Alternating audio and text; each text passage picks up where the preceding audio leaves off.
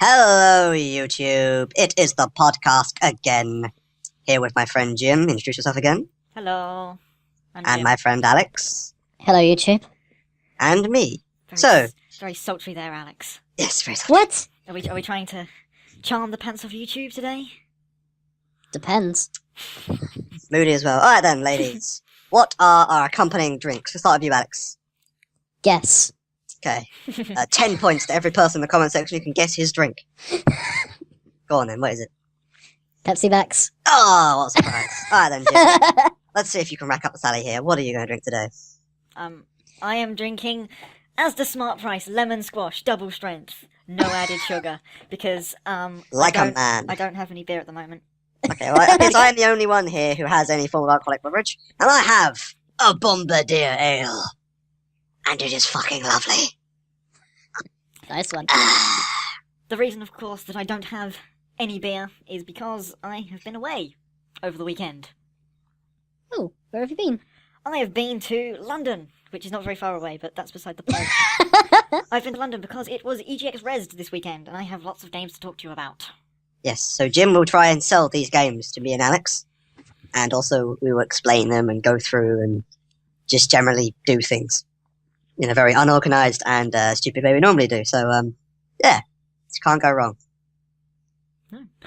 So, the first game that I'm going to talk to you about is a game that is very familiar to all of us. So I should add quickly before I interrupt there. We have no idea of what games Jim is introducing to us. A little idea. I've given them links to Many sites, so they can see screenshots and stuff, so they know roughly what I'm talking about when I say, "Oh, the art style was lovely," and so they can ask some relevant questions because I'm sure I won't remember everything. But yeah, no, the first game, Star League. It's by Zinity. I don't know where they're from. There's certainly a European team. It's a MOBA, kind of. Getting a very Borderlands kind of esque art style from their posters. Yeah, their posters are. Well, I say posters.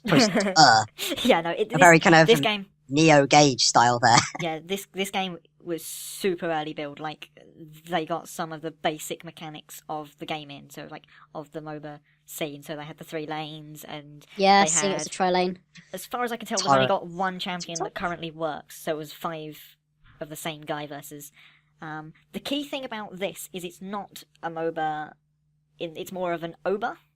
Because it's a it's a single player MOBA basically. It says management simulation. Explain what it means by that.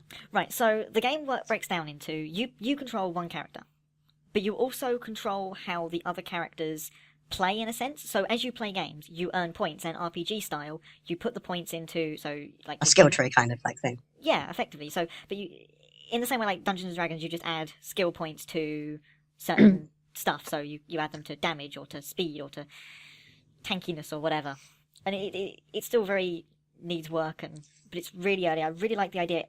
It's consistent throughout the game, so you'll play a game, you'll earn skill points to level up your characters, and the amount of skill points depends on who you get matched with, so you'll only get matched with people who have similar levels of skill points and stuff. That's nice. Presumably there'll also be challenge your friends and stuff. I don't know. Hopefully. He did say actually that he's working on a way of doing it, because the idea behind this is the thing he hated most about League of Legends and Dota are the fact that if something goes wrong, and it inevitably does, people rage at you. And in this, there's no one to rage at, but you're still playing against a person, kind of. Because all the teams you will face are made by someone else. So you're kind of managing, you're almost pretending to be the kind of team manager, and you put points into how the bots play, and the bots play the game. Yeah, effectively, you still do play. You still do play one of the characters. That's something that you still do play in the game. Sounds interesting. Because I'm watching this video right now with no sound. Same. Yes, it is still super early. It was really funny. I sat talking to the dev for 40 minutes, and we had the demo running there, and I was sort of playing it absentmindedly, just clicking around and directing the guy, and dying quite a lot because I wasn't really paying much attention. And all of a sudden, one of the bots sort of just broke, and it ran towards my base and stopped just outside and just sort of was completely untargetable. And he was like, "Yeah, no, this is like the longest this game's ever been run for. The AI, that's not good. the AI isn't programmed. It's still really early. He wasn't even going to go to Rezzed. It was sort of last minute decision. I'm really glad he did Well, though. it's definitely a promising game. I mean, this is looks something- promising, yeah. This is something I kind of want to definitely play more of because it was super fun. And I super the like the graphic idea style so far is quite interesting. I really like the idea of having your own team. Yeah, you kind of like, rather than the kind of 5v5, 5 players versus 5 players, which just seems to incite rage. Yeah. Almost every MMO MOBA I've seen, the rage. Incites rage unless you're a pre-made team and you happen to be directing them at all. Yeah, this kind of means like it's only partly your fault. And if you can't play with your men's, or women, it's not be sexist, then it's kind of your fault. Yeah. Well, it's an interesting concept. I will give him points for ingenuity. It's good. It's a great idea, and I want to stick with it and try and. I'm help going to it. like said page. Yeah, from my understanding, like everyone, when I spoke to him at Rezzed, he said, if you like the page, there'll be a link in the description. He said if you like the page or if you like the idea, then like the page, and he'll be asking for like advice on what to do with certain mechanics, and he'll be putting out builds and things as the game develops. Fair enough. Fair How enough, many that's nice. bottles of beer would we give this game? It's really, I'm completely inventing up this system. It's 1 to 5 bottles of beer. we don't do review scores. Yep, I we're doing was review about to scores now. say it's kind of like Dan Green. I give this game 2.5 Dark Magicians out of 4. Oh, God. I'd give this. The game's really early. It'd be unfair to give it a proper review Yeah, score. I'd agree. I'd say its idea, I The would give ide- it a strong 3. Yeah. Definitely a strong 3. Yeah. Out of... I 5. Out of I 5, presume. Alex, come on. It could have been out of 3, come on. I said 5 earlier. Fair I'm enough. the one drinking here as well. Sorry, why is it 99? I just completely. Sorry, yes, it's 1 out of 99. Let's make it correct. No, like It has to be out of 99 69. bottles of Come on, beer on the guys. wall. Come Okay, on. no, we're changing it. It's 1 out of 99. I'll give it a 33. We should Solid make it out... idea. We should make it out of Still lacking 69. ingenuity. No, we shouldn't, Alex. It should be out 69 of is the 69. highest ranking we can possibly get. Right, moving on from this stupid idea that I've concocted. So the next game. Oh, the next game. This game, when I played this on Friday. I started playing this it was the last game I played on Friday, and I was going to go home. I'm getting a Portal kind of... Let me get there, James. I loved Portal. It has fire. I like Portal 1, the biggest problem for me with Portal 1 is that Portal 2 exists, because Same. like the very being of Portal 2 existing has made Portal 1 less of a good game. This, I played for... like a death 40 trap Portal. I played for 45 minutes straight. Got ridiculously frustrated at the last level of the demo because it was so difficult. So difficult. And it felt like more Portal. Like partly in the writing, partly in just the difficulty of the puzzles. So this game is it's set up the same way as Portal. You play as a female protagonist who has control of a gun that fucks with... Magnet gun by the looks of it. This one's a magnet gun. It creates a magnetic field, and that's something really important. It creates a field, so you don't have to look at things and stuff. The game, by the way, is called Magnetic Cage Closed. I didn't start with that. That was... Right, I'm just going to straight up say is it feels like Portal. It feels so much like Yeah, Portal. it does. It played a lot like Portal. Almost, I would... if you just showed me this, I would turn around and say someone just changed Portal. But I must admit, Yeah. I do like their little twist on it. Well, It's a here's good the little thing. twist. I doubt this game would have existed without Portal. I was speaking to one of the developers, and he was like that. We had a discussion about Portal because I said, looking at the games and someone else playing it, that looks a lot like Portal. I liked Portal. What's this about? And so, the game was really fun. You have a magnet gun. Mhm. You can attract boxes and do things like that. It played a lot like Half-Life 2 in that respect. It had the same kind of... Yeah, that's a good... Half-Life. It's like if you just took Half-Life gravity mechanics and made a puzzle game like Portal. So if you just grabbed Portal, grabbed Half-Life and just kind of just crunched it together and just patted it down again, that's the kind of game you've got. The important difference, like you move boxes around and stuff, and that's very similar to Half-Life. But you can also move yourself around. Yeah, I noticed you could do a little hop thing. It's more than a hop. Like at some point during the demo, you get an upgrade to your gun, and it means it's more powerful. You can literally full on fly with if you repulse. So left click is attract, right click was repulse, depending on the Yeah. and certain panels on the walls and on the floors, you can like attract yourself to them or repel yourself away from them. And that's like their main mechanic. That was their biggest puzzle element.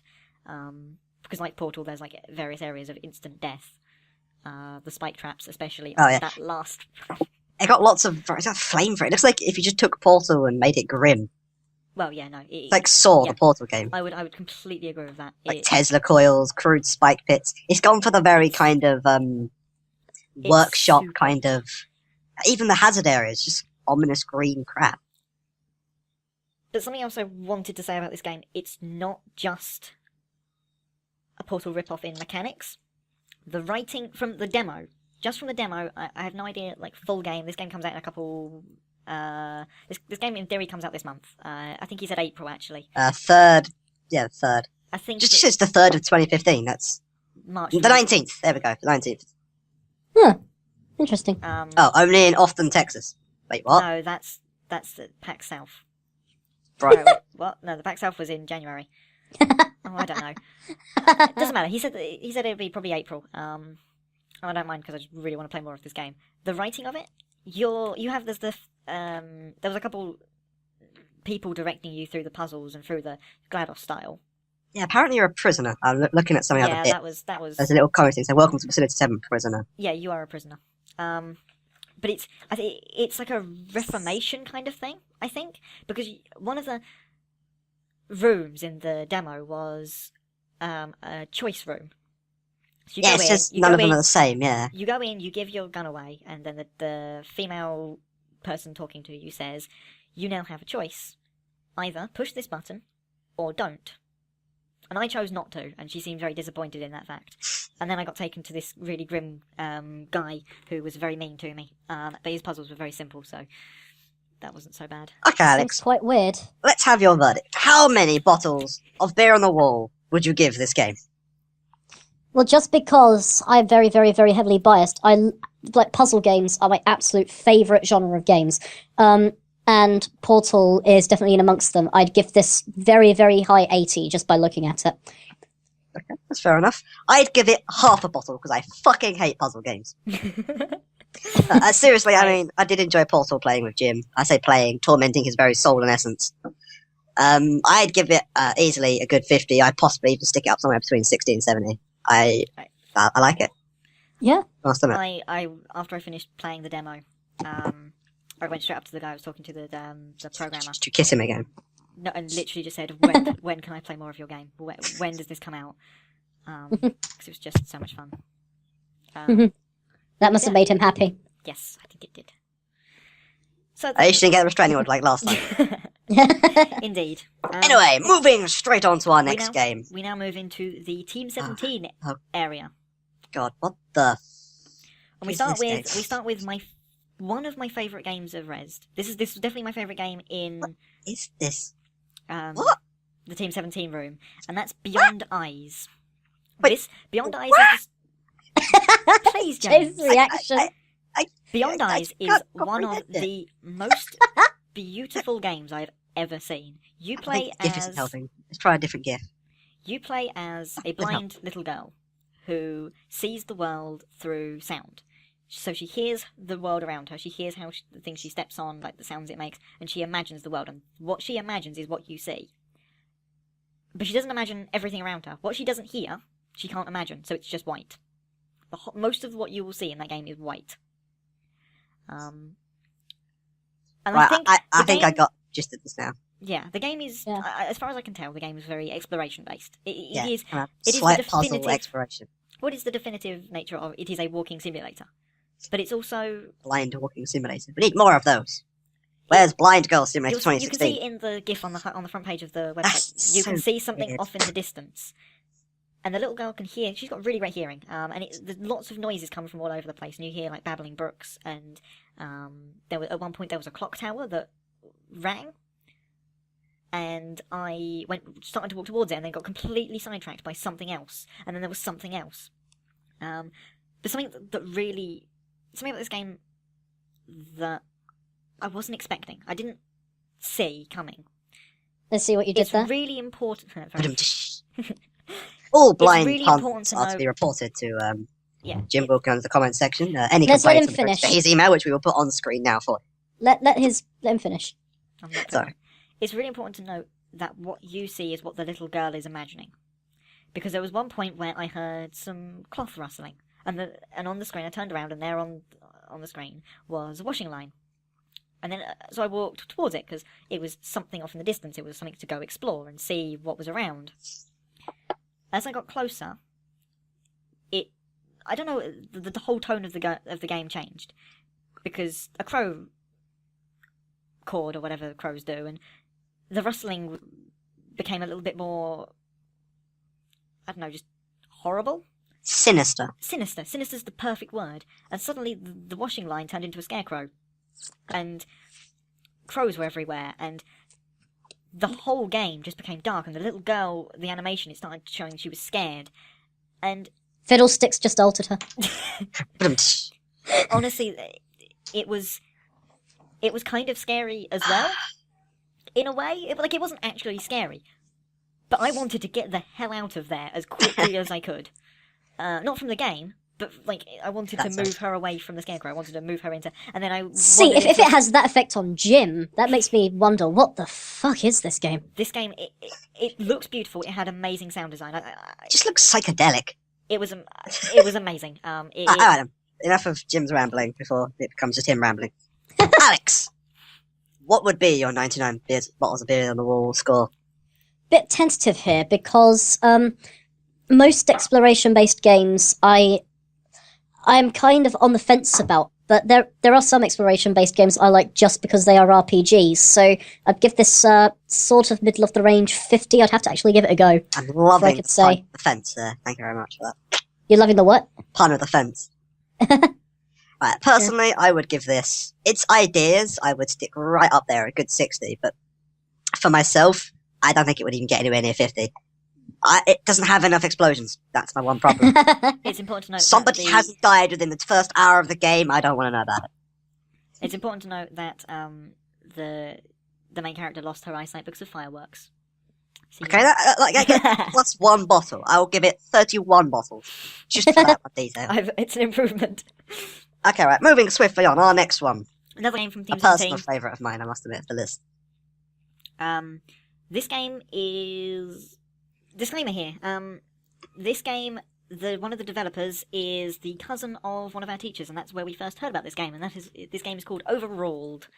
It is a 2D multiplayer brawler thing where the rules of the game change depending on how badly you're doing, or how well you're doing, or how much of a dick you are, or if that 10-year-old is really annoying you, so you put yourself on a team with him and against his mum, and then you see what the little tosser does. So yeah, no, this game was really salty. Basically, this is Jim's psychopath scenario. This game made me really salty against 10-year-olds. But no, yeah, I need an excuse for that. yeah, overruled. The idea is kind of sort of like Smash, but with objectives, I think is the best way of describing it. You play as a character who you select by selecting their toy box. It's kind of cool. So that they're all toys, and one of the things that the game mode changes. So there's like a coin collecting one, and there's one where you have to stand in a crown, and you earn points. And the game mode can change like 100 times in the 2 minutes you play. But you can change like the little rules as well. So like you can make 1 point is equal to 10 now, or you can make respawn time as doubled, or you can do this team thing, so you can make it so that you're in teams now, or Free for all. yeah, it's a really interesting game. It's definitely something I think we should play, because it works really nicely. There's not really a lot more to say about it. I like the advert, how it changes through, like, cartoony to, like, serious to, like, iTrailer. Very silly. I mean, it does sound like one of those really silly, you buy it, you play with your friends for a few hours, and you love it kind of games. Yeah. I can't say there's a huge amount of like replayability and stuff. Well, every game's different, but then again, it's- you want to play a game so many times. Yeah, it's a very gimmicky game. Yeah, it I can't be doesn't getting do- that. That's a feeling. good word to describe it. It doesn't do a lot, but what it does do, it does reasonably well, and it is very enjoyable. And I think if it'd definitely be more fun with local multiplayer than it would be with online multiplayer. So the thing is, I get a feeling that I would, if I were to play this game, love-hate would be the way I'd have to describe my relationship with this game if I were to play it, I think. It seems like the kind of game that could incite a lot of salt very fast. Especially with people just changing the rules every now and then. Well, it's not every now and then. So you can pick up 3 cards, and then you can play those cards at It's a basically card game any in disguise. time. Yeah, you can play those cards at basically any time. And if someone does something that you don't like, you can actually one of the cards is overruled, and it cancels the last card that was played. You have 2 attacks. You can either punch people or fire rockets at them. One's very effective, but it has a cooldown, and the other one is the punch. But you can also change the cooldowns on the rockets. Like, there's one that makes cooldowns on the rockets is now 10 seconds, which is longer, or it's now 2 seconds, which means you spam it. But yeah, no, it was great. I really enjoyed the few games I played with it. It'd be a brilliant game. A few friends, a bit of alcohol. Yeah. And a good time. I feel it's definitely a party game. Yeah, definitely. But yeah, no, that's the game that our physics teacher, his cousin, made. So he gets plus 2 bottles. And I don't know. Wait, Jim. Who? Hannon. It was Hannon? Yeah, it's Hannon's cousin. Ooh, I did not. Two wits. I did try and talk, if you're listening, I did try and talk to you, but every time I went back to the Team 17 booth, you weren't there, except for the one time you were, and I went to go into a game, and I thought, oh, there's a 4th player, you'll probably play with us, I'll get to talk to you, and then you buggered off. You got us into the game and then buggered off before I got to talk to you, so I tried. I was there all 3 days, and I didn't say a single word to you, except, yes, I've played this game before. So. Right then, Alex. How many bottles of beer on the wall does Overruled get? For the sheer entropy of the game. That's coming out, ladies. It's not that fancy. Come on, Jim. James. Sure. Your names are similar. Cut me a break. No, never. 75 for the Ooh. sheer entropy of the game. Right then, go on, It seems Jim. absolutely chaotic. Oh, I'm rating them as well, mate. I don't know. 70? I must admit, I'm agreeing. Definitely somewhere between 66 and 74. Somewhere in that margin. I think the biggest problem that it has is it only has one game mode, and that's all the game modes. Yeah. Um, Again, that is It's both inevit- its gimmick and its inevitably. drawback. I can see that it all can get quite boring quite quickly. I think, like, if you quite quickly. You could play for 2-3 hours probably without. It's one of those games. It's a party game, or it's one of those you play for a few hours and leave. Yeah. Come back to in a month. Moving on to the next game, which is very much more interesting. Schrodinger's Cat and the Quest for the Lost Quark thing. How it's spelt quark and quark at the same time. It's this game. I don't like platformers. I feel it's just a game based around the very gimmicks of science. No. Yeah. No. The game itself isn't. The game itself is a very competent, very tight platformer with nice added power-up mechanics. But that's not what sells it. What sells it is the physics jokes. I will quote: "There are 7 frustrating environments, 9 overly chatting and annoying characters, 11 particle-based baddies, 14 quirky combos, non-essential task-based gameplay, and a satisfying climax that only clever people will properly enjoy." So this game was basically built for Jim. Yeah, no, I played this game and I played it for a little bit too long. They've got a little bit annoyed. But I said I really like the game. I'm going to go buy it, and I am going to go buy it eventually. And so he gave me a coin, and the coin says Schrodinger's cat is, and then it's got a picture of because you play as Schrodinger's cat, so it's got the little logo of his head, and so on one side the coin says Schrodinger's cat is alive, and on the other side it says it's Schrodinger's cat is dead. And that was the best thing I got, the best free thing I got in EGX. But yeah, no, the gameplay. You play Schrodinger's cat, who is voiced by someone I recognise but I don't know. That's okay. I haven't got a video, I must admit. The concept of the game is the particle zoo. All of the... well, I don't want to say animals, but all of the things They that call are them being... animals. Do they? Okay, all the animals have escaped the particle zoo. And you have to go into the particle zoo, and the demo was breaking into the particle zoo, basically. You have to go in and capture all of the elementary particles of the standard model. And the idea is it's supposed to teach kids a bit of advanced physics. And I have stuff. no idea what the strange semen creatures are. They are gluons. They are gluons. Gluons. And Yeah. they kind of go more by their name. So you can pick up quarks. So you can pick up, at the start... you can 4 only pick main up quarks, apparently. Yeah, you can pick up, down, Top, bottom. Up, and the way the quarks work is you combine them in combinations of 3, and the different combinations of 3 have different power-up abilities. So 3 up quarks gives you a massive boost upwards. It makes a little helicopter thing, and it takes you upwards, so it's a jump boost, effectively. The down quarks can break certain floors. So 3 down quarks break certain floors. 3... I don't want to get this wrong now. 3 bottom quarks... No, 3 down quarks. 3 up quarks is the up move, and 3 down quarks is the other one. Yeah, but Yeah, there's no, also top yeah. and bottom. Top 3 and bottom is to do with lifting and stuff like that. No. It looks enjoyably complicated. No, three bottom quarks creates a shield around you, so you can pass through certain things, and 3 top quarks creates a temporary platform. So you push the button to make 3 top quarks, and you jump, and it creates a platform where you stop jumping at the point. And you can combine them in different ways. So an up, a down, and a bottom quark make a grenade that can blast through certain whatever.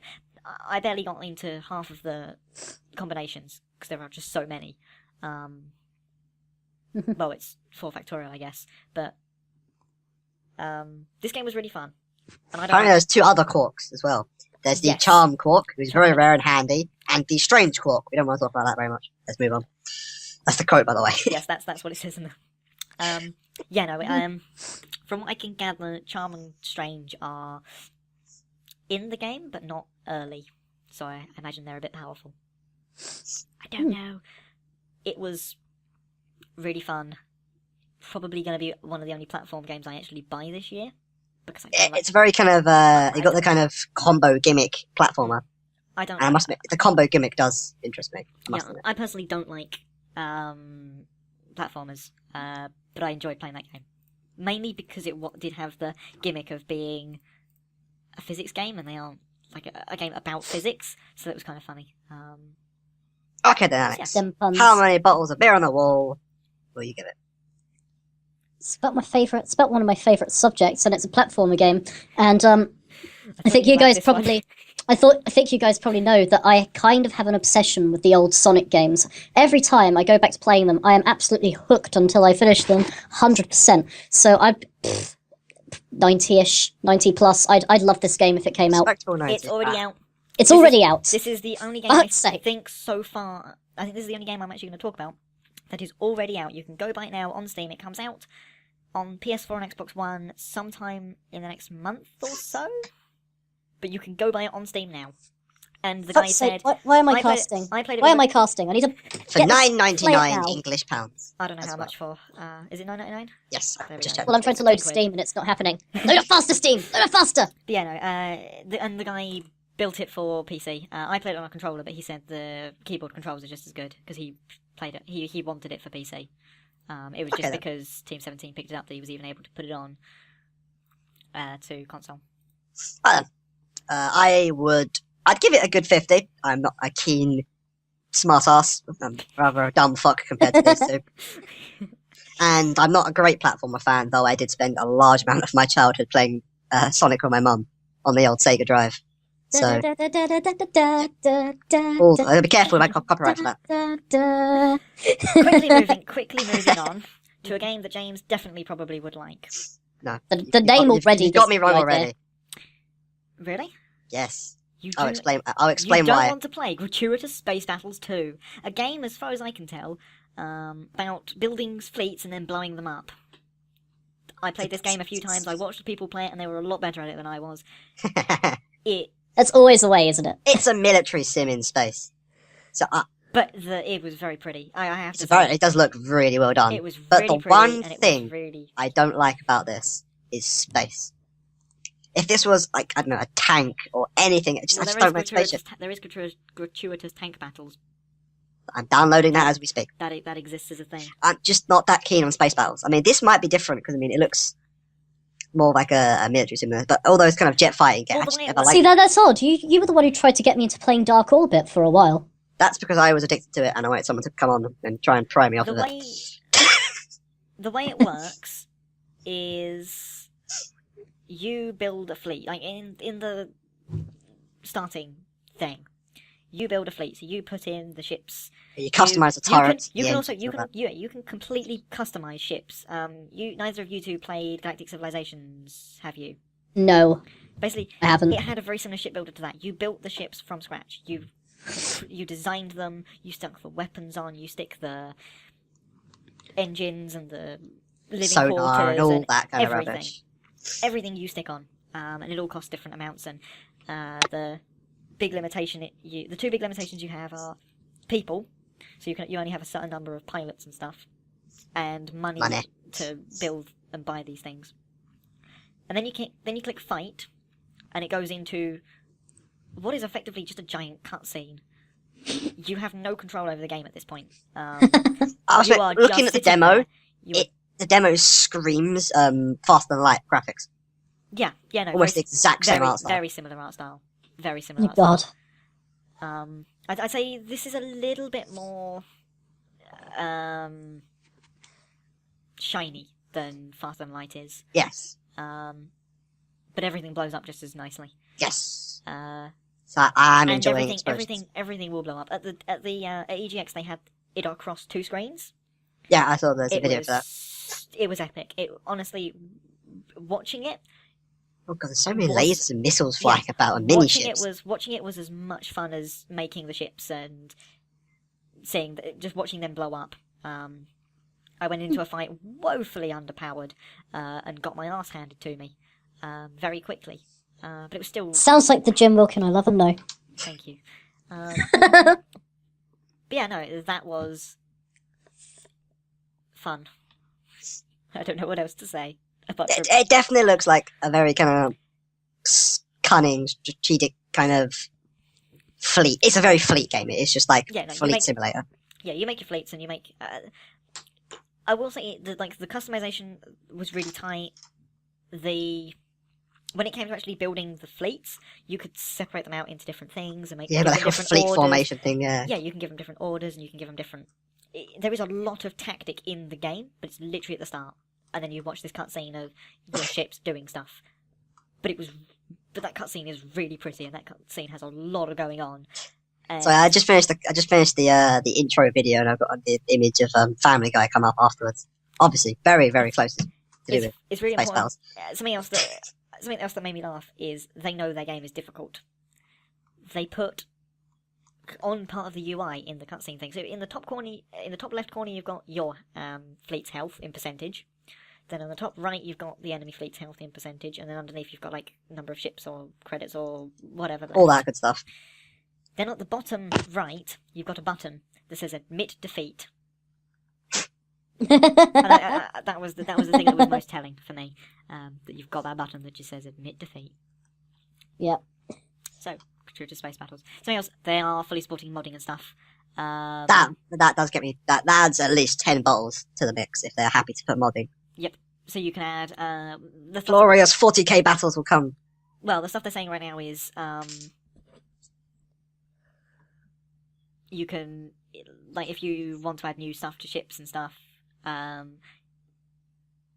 you can just add them in. Kind of general stuff. You can add in new weapons and ship modules and things, and you can even design your own scenarios. There's actually a thing in the game that helps you design your own scenario, but it's like the old Civ one, the old Civ map. Oh, that's quite cool, actually. I would give this game a good solid 83 off the bat. Even though it's a space game and it loses points for space, I still give it 83. See, here's the thing. I really, really, really like tactic-based games, and it looks really, really pretty. But for me, this game just doesn't. It doesn't look like. I don't think I'd find it fun or satisfying, to be honest, because you've got no direct control over how anything goes and works. So just for how nice it might look and the graphics and stuff, I'd probably give it somewhere between 10 and 20. But I just don't think I find it satisfying to play. I do agree with you with sometimes the lack of control. But I don't know. I mean, what do you think, Jim? What's your bottle count? I really, really, really liked the game, but I can't see myself playing it. Fair enough. So I might play that. That might actually be a game I play. There's literally nothing wrong with the game. I just don't think I'd... It's the same as Alex. I just don't think I'd enjoy it. Yeah, it's just the same. I personally wouldn't find it satisfying. Like, I really like tactic games, but I like having direct control over things. I found it really annoying that I couldn't do anything in the cutscenes and watching things happen. Also, apologies to people watching. During the bit where Alex was speaking, a video auto-played, and so you got the first 2 seconds of the next thing we're talking about, the video. It was very annoying. So you got... Sorry about that. That's my bad. That happens. Okay, right, well, moving on then. Talking of said next video. So this game... Looks like something I would very, very much like to play. I am so hoping this is like the old Dungeon Keeper. If it is, I would... You've skipped a game, James. Have I? You've skipped a game. What game have I skipped? The game we're talking about now is Induction. Damn. Induction is a puzzle game involving time travel and cubes. Oh god, this sounds like my worst nightmare. Yep, you won't enjoy this game, but Alex probably definitely will. So I'm guessing the bit that happens about 10 seconds in, that's where the time travel bit happens. About more like 14 seconds, like when a green circle appears over them. Yeah. So, you see, yeah. I really don't know. It's really difficult to describe this game. The idea of it is that you can time travel and create clones and things. Dear God, no. Oh God, it's such a good idea and such a beautiful looking kind of stylized, but just no. 20. This is my nightmare. This game is really... This was another really early game. There was only like 5 or 6 levels that I think you could play. There might have been more, but I didn't actually see. I was a little bit pressed for time when I was playing it. But the levels I played were really good. The mechanics were really nice. I did a few tests to see how the paradoxes worked. And it's not like... So, you know, in some like time travel games where like if you fuck over the thing, like if you fuck over yourself from the past from moving, then you fuck the whole thing up. If you stop yourself from moving from the past, it kind of pauses. It remembers that it hasn't moved. So as soon as you get out of the way, it continues and finishes what it was supposed to be doing. So if you told it to move 5 spaces and then it's space 3, you got in the way. This is just sounding more like my worst nightmare. And I run out of Bombardier as well. I'm depressed now. This game looks like it would be something I would be hooked on playing for a... You know what would be my most... If they had like a level maker, puzzle maker. Oh, God, no. Oh, if they had a puzzle maker for this, that would be my solid 99. That would be 100% nice. Jim knows that me and making puzzles on Portal do not... Yeah. I will sit there and slave away at it for hours and hours and hours until I come up with a monstrosity to solve. Yeah, that was Induction by Brian Gale. A really fun little game. I really like the idea and the concept. And I mean, I would give it solid mechanics and just art style a good 40. But it would never achieve more than 40 because it is my literal nightmare, this kind of game. I have no intelligence or patience or ingenuity or anything. Stop insulting yourself. You're smarter than you think. You just like to pretend you. Not when it comes to these games. I'd give it 70. So easy 70. Fair enough. I really enjoyed the game. I do feel a level maker would improve this game. Well, the only reason it's not anymore is because it's not coming out for at least another year. Oh, I don't care when it's coming out. When it's coming out, I will be addicted to this shit. So yeah, that's literally the only reason. What'd you give Alex? From what I can see right now, as is at the moment, from everything I can see, 80, like very high 80, probably like 87-ish, that sort of region. Like I say, Level Maker would completely seal the deal for me, though. Fair enough. Right then. Now we're going to talk about War for the Overworld. War for the Overworld had the best presence, I would say, at EGX. The trailer. Even the trailer's making me moist. Do you guys remember Dungeon Keeper? Yes! Yes. This game is Dungeon Keeper, but with newer graphics, and it runs a little bit smoother than Dungeon Keeper probably would. I don't really have anything else to say because there's nothing else to say. It was Dungeon Keeper in literally every way. You can still slap your minions, you select your things to dig out, and you drag your what you want the room to be, and it played exactly like Dungeon Keeper did. James sounds so happy. James sounds a little bit too... I'm wondering if his right hand is doing something it shouldn't be right now. The two things I have to say about this game was I played this game and thought, yeah, no, this game's good. Great, whatever. Move on. Because it's Dungeon Keeper. I can get behind Dungeon Keeper. Yeah, I don't need to think about this anymore. Keeper. I don't need to think about this anymore because it's Dungeon Keeper with new graphics. I'm cool with that. The team seems really cool. So for the people who haven't been to stuff like gaming conventions before, the way it works is you have the PCs or the consoles or whatever set up so you can play the game, or you can play the demo, or you can watch the video and talk to the dev and whatever. And then they have like pieces of paper and stuff that say what the game's about. And it's what I've got in front of me. I'm going through these games and getting the websites up and whatever. The War for the Overworld one, on one side has the spiel about the game. On the other side, it has Stumpy's Treasure Quest. And the idea is if you do 5 of the 7 things they've listed, you get a War for the Overworld lanyard. And if you are the first person to follow a thing that they tweet out every hour, you get a free t-shirt. And one of the things was go and hug the Escapists dev while one of our devs can see. And these 2 girls, as soon as the tweet went out, saw the tweet, looked up, saw the two prison architect devs ran round the thing. This room was packed. Ran round the thing and jumped on these 2 poor guys. They had no idea what was going on. They hadn't been told. Oh god. So War for the Overworld definitely had the best presence of any game there. Like, actually, wow. Aside from Barbara, it is a shame we can't say more, but then again, it's a good thing. It's Dungeon Keeper. Yeah, if you didn't play Dungeon Keeper, go now, scour the internet for Dungeon Keeper, and then come back to this video. Go to GOG. It's on GOG. You can go play the original Dungeon Keeper. If you don't like it, then could you please go hang yourself? Whoa! Because you are sacrilegious. That is so harsh, James. But if you don't, I didn't tell you to go hang yourself for induction, did I? If you do like it, then and you want to play more or with some different graphics or a bit more story or whatever, you can probably go get this now. I think I'm looking, but if it's definitely out soon. I'm just having a look. It's pre-order, It's so yeah. 20, it's still in beta. You can go buy it for 23 of your earthly pounds on Steam, and it's in early access. But it's pretty much done. It's worth the, if you really want to play Dungeon Keeper, it's worth the £23. You will get more than my role for is a game worth it is will I get for £10 an hour of enjoyment, and there's more than 2 and a bit hours of enjoyment in this game. So go buy Wolf the Overworld if you've got the money and want to play Dungeon Keeper, because or better yet, if you haven't played Dungeon Keeper, go and buy Dungeon Keeper from GOG, because that shit's legit. Alright then, moving swiftly on to our next one. Sorry, we've forgotten numbers and bottles and things. Me and Jim are going to give it something higher. What would you give it, Alex? I'd give it something higher along with you, just for the premise that was initially given. Dungeon Keeper. Just Dungeon Keeper. Yeah. Just cut all of our comments out and just put the word Dungeon Keeper on the screen. Dungeon Keeper. And then just skip over this all. Just literally, Dungeon Keeper, done. We're moving on. Yeah.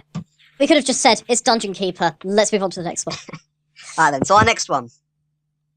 The next game. It's League of Legends. The next game is called Salt. It's League of Legends. How can you tell we're salty about that? Huh? Salt is by this single person. Her name is Holly Pickering, and she was lovely. I played her game, and her game was in the Devolver room. And so, like, for those who don't know, Devolver are the people who produce, release, they sponsor or whatever. Stuff like Hotline Miami, Broforce, Not a Hero, Ronin is one of their games. There's hold on, I've got the full list of games. I'm just trying to think of the other one of theirs that is big, and it's annoying me. Hatterful Boyfriend is one of theirs. The game we talked about earlier, Magnetic Cage Closed, that's one of theirs. So they're pretty big in the indie scene. They do a lot of stuff with developers. Salt is made by... She's a pixel artist. She's a freelance artist. And she decided to make a game about social networks and stuff. Salt, a game about social networking and breakups and salt, is their official quote. Yes. So the premise is, you are on the big social media of the day. The big social media of the day is called Mugshot. It's Facebook. It's Facebook. Pretty much, It's Facebook in everything but name. Mugshot is the full-on. It's the social media for people who like coffee. Coffee. Huss.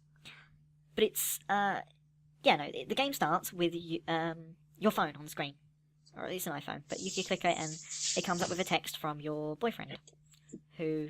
Wait, I'm a girl now. Well, the main character is a girl. But you. Okay. Oh, I was confused then. You get a text from your boyfriend who says you want to talk, or who says he wants to talk. Sorry, and so that it's a breakup.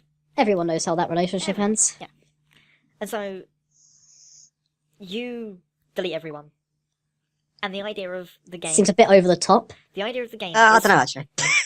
You just want a new start. That's all this is.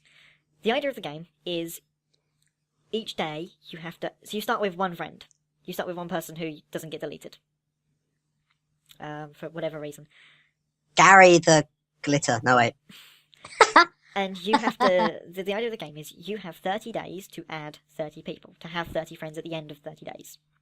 Otherwise your account's going to get deleted and you can't ever post anything. During those 30 days, all you can do is read messages and add people. You can add one person per day. And so you read through the messages and you learn... For me, one of the biggest things in a game is lore. I love the lore. Like, me and Alex will have long conversations about the way League of Legends is fucking up their lore. I mean, the way League of Legends is writing their lore. Yeah, don't get me started. Being a WoW player as well. This game is entirely lore. The mechanic is clicking. It's lore. There is no mechanic. You click, and that's it. It is entirely a story game. But it's fun. As they quote, it is a game about reading. Reading is fun. Yeah, you just read. They have everything. never met me. It's just... I don't want to say I had fun with this game, because it's not that I necessarily had fun, but I really enjoyed the game. I really enjoyed the time. Doesn't that mean the same thing? Let's not go I really enjoyed just learning about these people's lives, and the demo was 10 days. And I was speaking to Holly afterwards, because she came up and said, what did you think? And we talked for a little while. Tried to get a number, it failed, I bet you. Oh, sorry, was that out loud? Oh, sorry. Nothing of the sort. Thank you very much. I am not a pervert like you. Jim's more likely to succeed than either of us. I've had no relationship. I cannot be a pervert. Let's be honest, Jim's the most likely of the three of us to succeed. Thank you. Don't feed his EP, it may just go fucking down. Anyway. If you feed it too much, it'll grow and strangulate the world and its EP-niness. Every subscriber gives me a little bit more of a boost. Anyway. Yeah, Salt was... I really enjoyed just seeing what people had to say and just finding out about these people's lives. Like, I had no idea who any of these people were. I had no idea who I am in the game. But I learned about people just by reading what they It's wrote. the game of social media for anyone who has no interesting friends. It's me, basically. I think it really worked because it is effectively a choose-your-own-adventure story. Yes, It definitely. I've got that vibe. It is that. But that's fine, because I really like those, and like the adventure books where you choose something and you have to turn to page 50 and then you find out you're dead, so you go back until you can choose something else that won't kill you, and then you give up and go straight to the end. Everybody who's watching this video who might think we are slightly sad, we've all done it at least once. We all secretly enjoyed it at least once. Don't deny it. Yeah, I brought that in school when I was playing at UX, wasn't I? Yeah, you were. Little numbers and... And I absolutely hated having cursed dice. It pissed me off. God, Anything else? then, Salt. There you go. Yeah, that's more Salt. I would give Salt a good 25 for general kind of feel, but I would not play it. It's just reading. No. Salt was really early. Salt was I don't know how much more of the game there was outside the demo. I know the demo was a lot bigger than what I actually played, and I did want to go back and play some more of it because basically the order you add friends depends on who you get the next day. So you can go through and add someone else instead of, and your whole experience will be different. Everything you read will be different. And so oh, for God's sake. The salt is growing. And we're back. What happened? Salt is growing. Yeah, I want to give Salt a really high number, but it's too early for me to actually do so. So I'm going to sit here and not give a number. Because I was about to say, I won't give a number, because with a game like Salt, it's going to be all about the lore and all about what's happening. But unfortunately, A, without playing it, I can't do that. And B, if I ask Jim what some of the lore was about, it will inevitably contain spoilers and ruin the experience for me. So, impossible to score right now. You're both saying 50, because I can't be asked for this crap. Moving swiftly on. It's like if we were to score Virtue's Last Reward just by hearing about it. You can't do that shit. As I said, moving swiftly on. Enough of that damn game, I hear too much of it anyway. I know half the lore, I haven't even bloody played the thing. So the next thing we're talking about isn't actually a game. Right, it's scandals. How could it be on this list, sir? You lied to me. It is gaming. It's entertainment. It's a really important.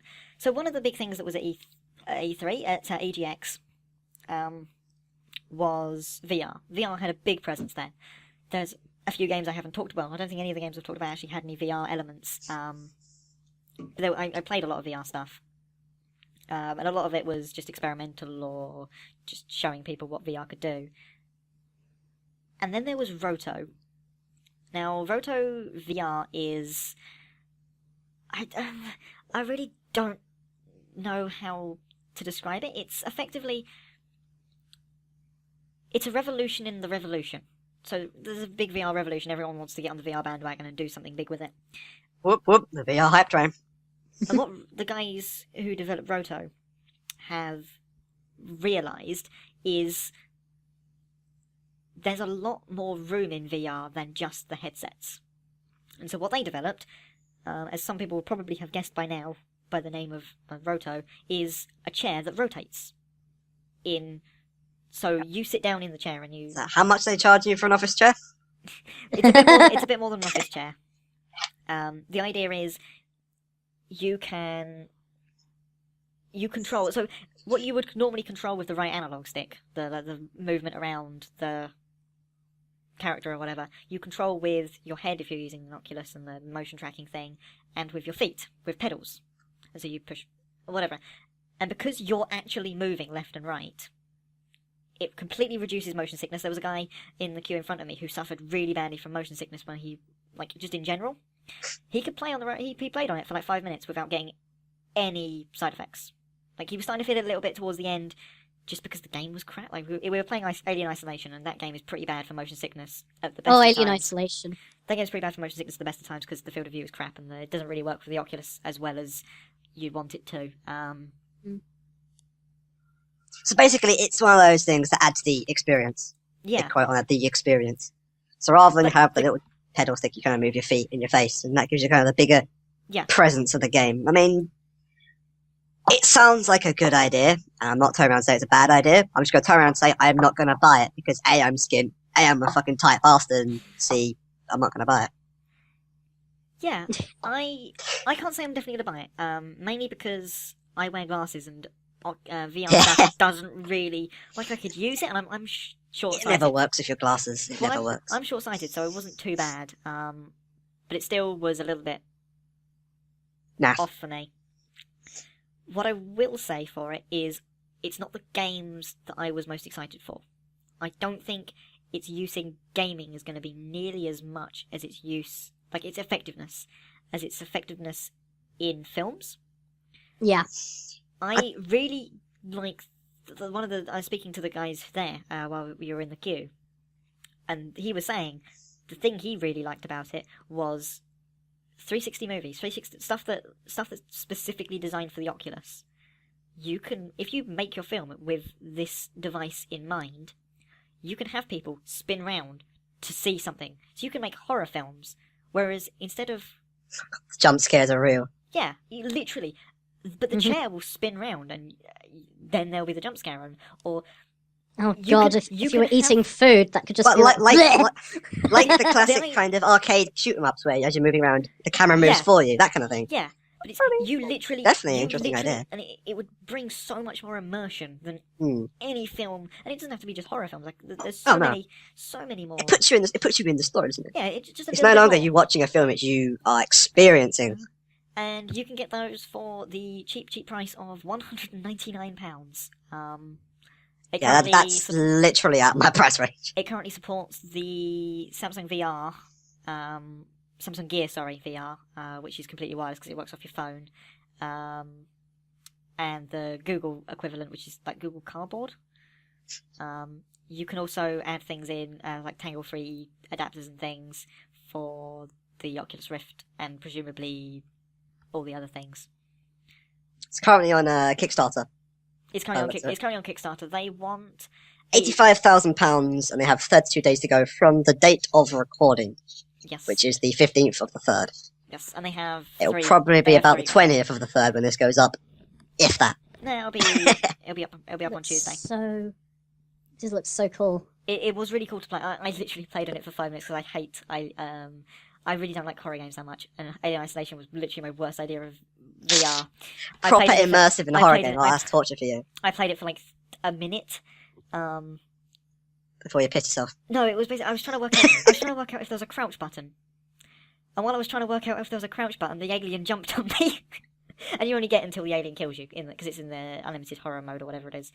So the alien jumped in literally like a minute. So I barely got any time on it at all, but it was still really cool, and I really liked the Fair idea. enough. I mean, brilliant idea. I mean, top notch to the guys, but it just doesn't go to me. I would not buy it. I probably wouldn't even use it if I could buy it. Yeah, it's I definitely, probably would get it if I could set aside the money for it over a period of time. I feel it's The really definitely important- good for exploration, for the important movies, thing to note is that this is, atmospheric games. yeah, the important thing to note is that it's not got any use outside of VR. So you're going to need to shell out the $350 for an Oculus, or Yeah, that's just so it's not happening. while the money for it is really good, like £200 for that device with all the software and all the plugins and stuff that come with it it's a reasonably good deal. You've also got to remember the extra money you pay for the VR. Mm. It's just maybe not necessarily doesn't work out quite yet. In a few years though, I can't see it. I can see it being something that is in Yeah. quite a lot more houses. Apparently, I'd agree. if you pledge £199 or more, you get a free Rito platform when it comes out. Unfortunately, they're all gone. Yes. So yeah, you can't have one of those. I lied. Sorry. But If yes. you back £5,000, you can own the very first Roto. The one they use in demos, yeah.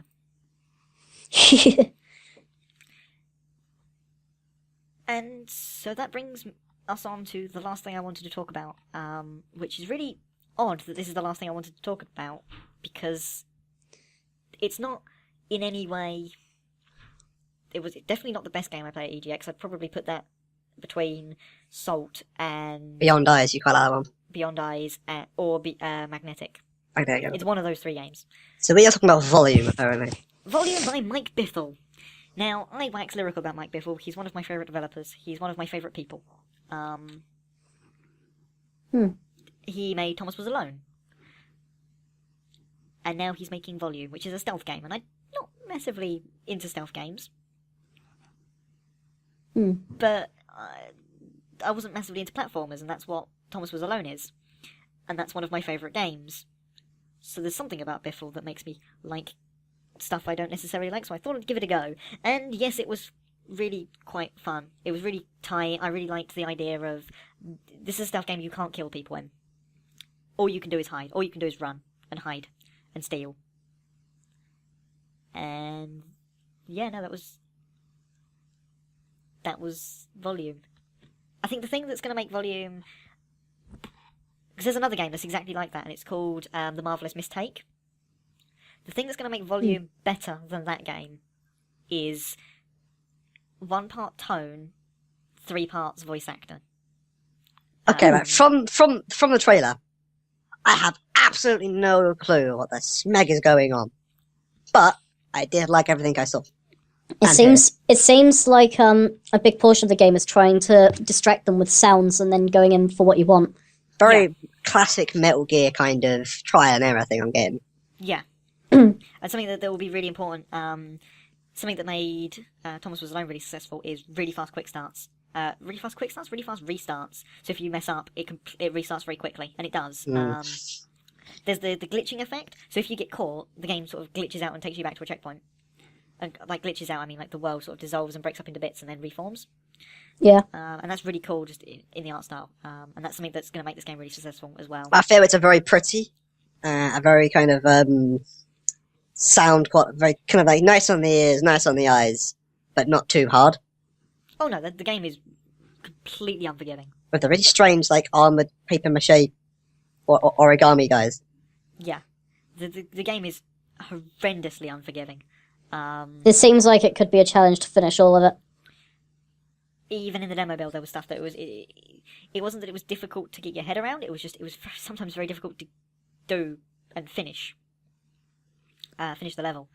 So, but yeah, I think as I was saying before, the thing that will sell this game is the fact that Danny Wallace has come back for another game. He was the narrator in Thomas Was Alone and was one of the reasons that game was so great. Charlie McDonnell, Charlie Is So Cool, like on YouTube, he plays the main character. And Andy Serkis, also known as Gollum or Caesar from the recent reboot of Planet of the Apes. He plays the bad guy, I guess, Guy Gisborne. And the whole thing is based around Robin Hood. Like, the whole sort of the lore kind of thing is based around Robin Hood. And that's the kind of thing he's going for. So it's Guy Gisborne, and I guessed from something else. I don't think the beginning of the trailer. I don't think it says on the website. No, it doesn't appear to say on the website. One of the things that Volume is gonna have is the level editor. Oh, You're saying, that there adds hundreds of points on. You were saying earlier about making the puzzle game with level editor induction. This one of the things you were making sure. I think it's one of the things they're doing now. That's like the only thing they've got left before release. So I like the concept. I like the art. I think it'll be a very nice game, very kind of relaxed, but yeah, stressful kind of game. The level editor has got the kind of longevity, but I just wouldn't play it. If I would play it, I would slap it at 70, but I'm not going to play it, so it's dragged down to a 40. I am going to play this game because, as I said at the start, Mike Bithell made me like a platformer. And that's a really difficult thing to do because I really suck at platformers so bad, and I tend to not like things I suck at. Do you guys remember that Minecraft video we did? Yeah. Yeah. Was Jim upset? I don't remember that Minecraft video we made. I have no idea what you're talking about. I'm having a moment, do pardon me. I have to go and watch that. I've not seen it. I do remember. Sorry, I've not really been in any vids, but me and James did try to do a Hearthstone vid, but the footage for that kind of went a bit tits up. I have a tale to tell you, dear listeners. So, I said I'm going to do some videos. I said I was going to do some Hearthstone, I said I was going to do some WoW content. So I recorded 3 hours of WoW content. This is all raw footage. 2 hours, including the massive stuff I did with Alex's, where we just did games on Hearthstone and stuff with my silly decks. About 5 hours of raw content. First of all, they were all in the wrong format, so I couldn't use any of the raw data. So I re-recorded another hour or so of me and Alex. And then I went to edit this, and it got corrupted within an hour of editing, and I lost almost 7 hours of footage. And then I turned around and said, fuck this shit, I need a drink. And I haven't got back to it I haven't even thought about it. We've also had problems, trying to record League as well. Yeah, we wanted to be recording League of Legends Jesus stuff. Christ. It's lots of League videos could have been happening. Yeah, there was a Nemesis draft that was so fun that we missed out on, unfortunately. The problem we have at the moment is recording tanks. It doesn't really tank my frame rate on any other game except League, which I have the same really issue. strange. I can record League fine frame rate, but I can't play and record because it locks the screen, so I can't move my screen around properly. That's just because you're incompetent and you push F9, and that's what locks the screen. No. Well, maybe. Yeah, no, that because we tried that, and I tried that, and it still didn't work properly.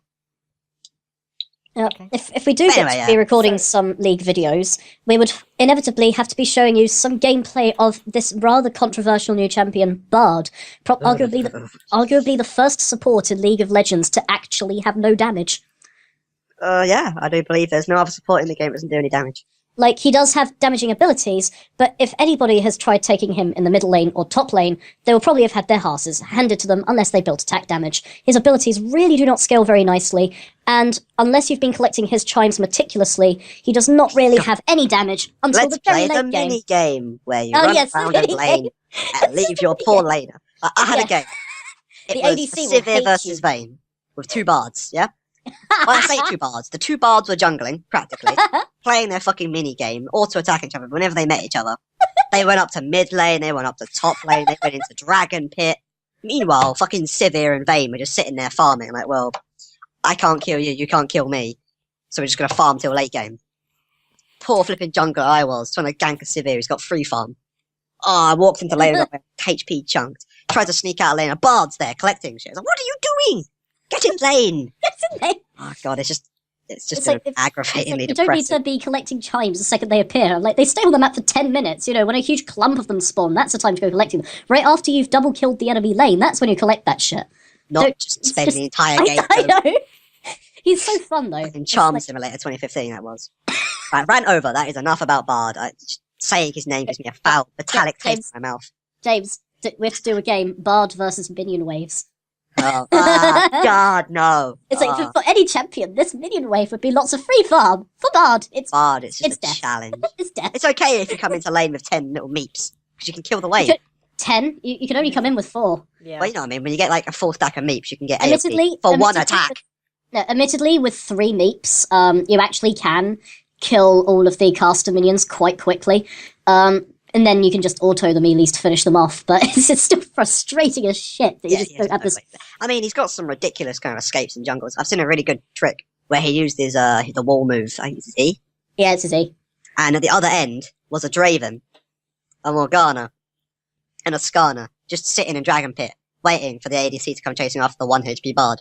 Yeah. Unfortunately, I was on the team with the following ADC, screaming at the ADC, don't do it, don't do it, don't do it, and you're dead. A nice combination for anybody who wants to do a Bard, Caitlyn, Joe lane, is if Caitlyn waits on one side of Bard's portal, she can lay a Yordle snap trap for anybody who comes through, and they can just get stunned, and while they're stunned, Bard can extend it with his Cosmic Binding, leading to death for whoever follows.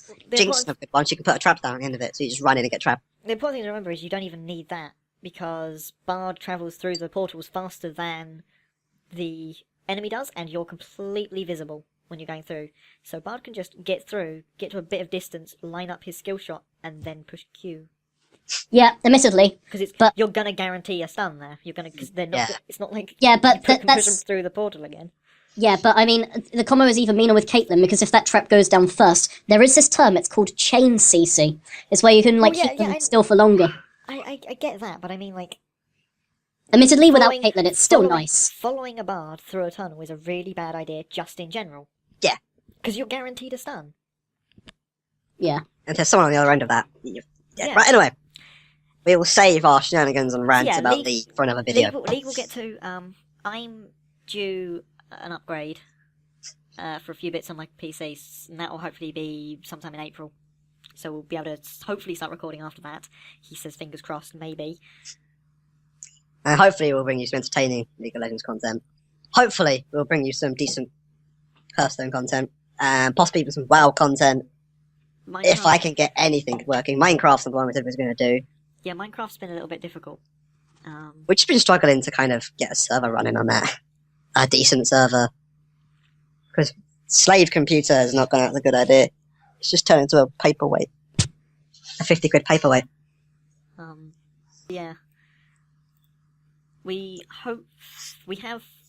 have a few games, some stuff I talked about today and some stuff I haven't, that I will try and get us playing. Yeah, we promise we will continue our stream of content. And hopefully we'll as get some irregular good as it is. As irregular as always. This should be going up on Tuesday. Yeah, this should be Tuesday. And after that, to be honest, there's no reason I can't put it up now. Well, he says, let's not tell them if it's that. not They don't know that.